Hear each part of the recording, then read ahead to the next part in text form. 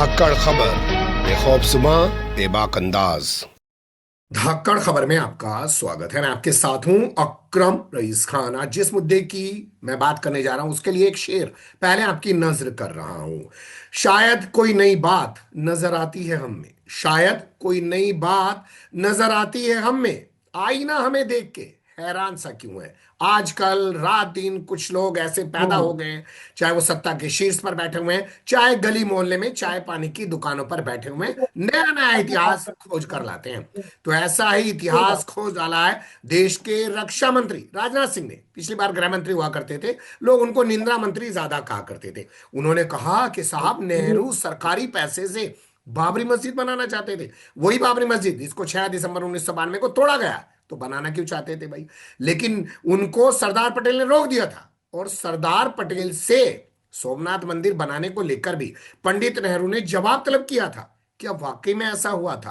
पहले आप राजनाथ सिंह को सुन लीजिए, फिर आपको रूबरू कराने जा रहा हूं डॉक्टर राम पुनियानी जी से, जो बताएंगे इतिहास के पन्नों को उलटकर कि सच क्या है।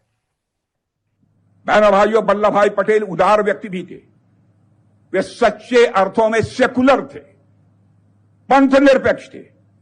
वे तुष्टीकरण में विश्वास नहीं करते थे।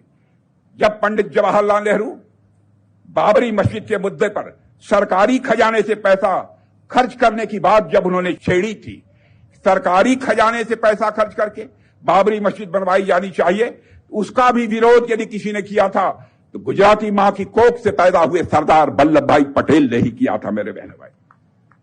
और उस समय सरकारी पैसे से उन्होंने बाबरी मस्जिद नहीं बनने दिया।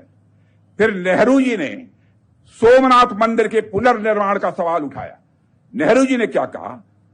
जब पुनर्निर्माण का सवाल उठाया तो बड़े ही शांत भाव से सरदार ने शांत पर दृढ़ स्वर में इस बात को स्पष्ट किया कि सोमनाथ मंदिर का मामला अलग है, वहां 30 लाख रुपए जनता ने दान दिए हैं, एक ट्रस्ट बनाया गया है और इस काम में सरकार का एक कौड़ी भी पैसा खर्च नहीं हुआ है। यह सरदार वल्लभ भाई पटेल ने बनाया। इसी सुन लिया आपने, ये है राजनाथ सिंह जी। लंबा चौड़ा बयान दिया है और बताने की कोशिश कर रहे हैं कि सेकुलरिज्म इसको कहते हैं। अपने मतलब के लिए दक्षिणपंथी लोग जो होते हैं वो सेकुलरिज्म जैसे शब्दों का, धर्मनिरपेक्षता जैसे शब्दों का भी इस्तेमाल बखूबी कर लेते हैं। जैसे 10,000 दिए बिहार में चुनाव से पहले, और बाद में बुलडोजर लेके आ गए तमाम लोगों को तबाह करने के लिए। खैर, बहुत शुक्रिया सर वक्त देने के लिए। धन्यवाद, धन्यवाद रईस खान। बहुत मुद्दत बाद आपसे बात हो रही है, मैं माफी चाहूंगा, आपसे संपर्क नहीं कर कोई पाता बात। हूँ, बहुत सारे मुद्दे होते हैं मैं माफी चाहता जी हूँ जी, उसके लिए। नहीं नहीं कोई बात खैर, आपने राजनाथ सिंह जी का ये बयान सुना होगा। आजकल वैसे उनके बयान बड़े चर्चाओं में हैं। उन्होंने कह दिया कि सिंध भी अब भारत में मिला देंगे, लेकिन अब उन्होंने सिंध को छोड़ के बाबरी मस्जिद का मुद्दा उठा दिया। जी। देखिए अकरम भाई, बात ऐसी है कि ये जो बयान है इसका कोई न सिर है न पैर है। पहली बात तो बाबरी मस्जिद बनाने की बात कभी आज तक हुई नहीं है।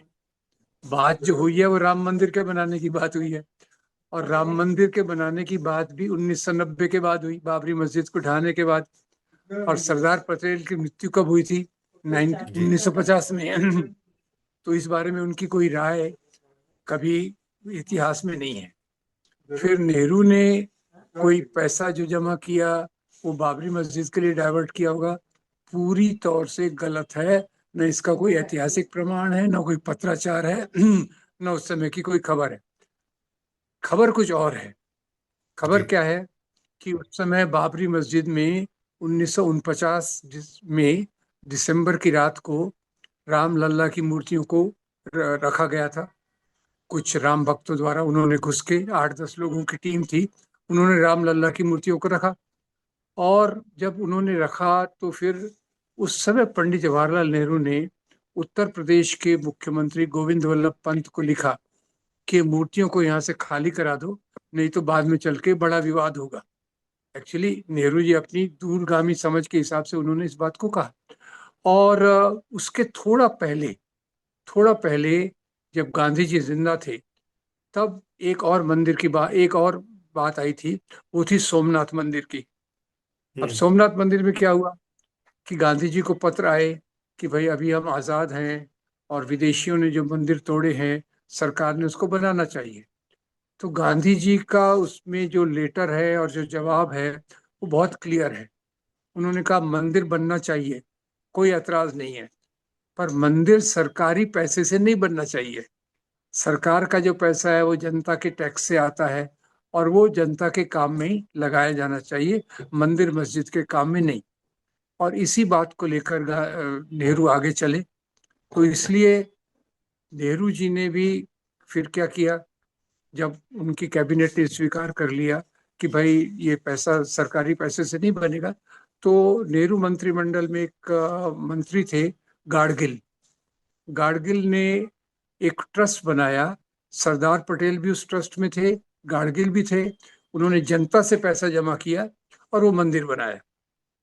और इसी मंदिर में जब उद्घाटन का वक्त आया तो डॉक्टर राजेंद्र प्रसाद, जो हमारे राष्ट्रपति थे, उनको न्योता आया। तो उन्होंने कहा हाँ मैं आऊंगा।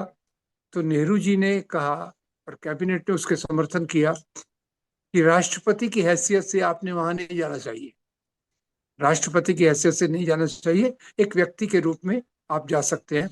और ये राजेंद्र प्रसाद ने खुद भी इस बात को माना कि मैं यहाँ जो आया हूँ वो राष्ट्रपति की हैसियत से नहीं बल्कि एक नागरिक की हैसियत से आया हूँ, सरकारी ताम झाम उनके साथ नहीं था। तो इसकी यही कहानी है। तो अब ये जो राजनाथ सिंह जी मिला रहे हैं 1990 के मामले को सरदार पटेल से जोड़ रहे हैं, जो नेहरू की नीति थी कि सरकारी पैसा मंदिरों में, पूजा स्थलों में नहीं लगेगा, उसको सिर के बल उल्टा करके बता रहे हैं। तो मुझे तो इस पे आश्चर्य होता है। जैसे आपने बताया वो सिंध को मिलाना चाहते थे, मुझे एक और बात याद आती है। उन्होंने ये कहा कि सावरकर ने जो माफी मांगी वो गांधी जी के कहने पे मांगी। अब देखिए ये कब की बात है, सावरकर की माफी मांगना 1912 में। 1912 में सावरकर कहाँ थे? अंडमान में। महात्मा गांधी कहाँ थे? साउथ अफ्रीका में। गांधी साउथ जी तो अफ्रीका आए भी में नहीं थे इंडिया में। ठीक है सर। 1915 में मैं आए। आपसे कहूंगा तो सर, थोड़ा कैमरा को थोड़ा ठीक कर लीजिए, आपका सर कटने लगा है थोड़ा सा, हल्का सा कैमरा, हाँ आप ठीक है सर। चलिए, लेकिन मैं इन्हीं सवालों पे बना रहना चाहता हूँ। राजनाथ आजकल दिव्य ज्ञान दे रहे हैं, हो सकता है उनको लगता हो यार मुझे रक्षा मंत्री तो बना रखा है, किसी काम का मैं हूं नहीं। पिछली सरकार में तो निंदा विंदा भी कर लेता था, इस सरकार में कुछ ऐसे जोशीले बयान देता रहूं तो कम से कम सीट पर बना रहूंगा। हालांकि इतिहास के पन्नों को जब आप उल्टेंगे तो आप पाएंगे कि नितिन गडकरी पार्टी के राष्ट्रीय अध्यक्ष हुआ करते थे, उन्होंने नरेंद्र मोदी के नाम पर पीएम चेहरे के तौर पर मोहर लगाने से इनकार कर दिया था। उनके खिलाफ फिर एक कॉन्स्पेरेसी रची गई महाराष्ट्र के अंदर, उनको हटाया गया, राजनाथ सिंह को लाया गया और राजनाथ सिंह ने ही मोहर लगाई नरेंद्र मोदी के नाम पर। तो एहसान है, तो इसलिए इनको बैठाए रखते हैं। अरुण जेटली जो पिछले थे, उन्होंने शरण दी थी अमित शाह को जब इनको सुप्रीम कोर्ट ने तड़ीपार कर दिया था, उसका भी बदला उतारा गया, लेकिन अब वो दुनिया में नहीं रहे हैं। खैर, इसको छोड़ के आगे बढ़ते हैं।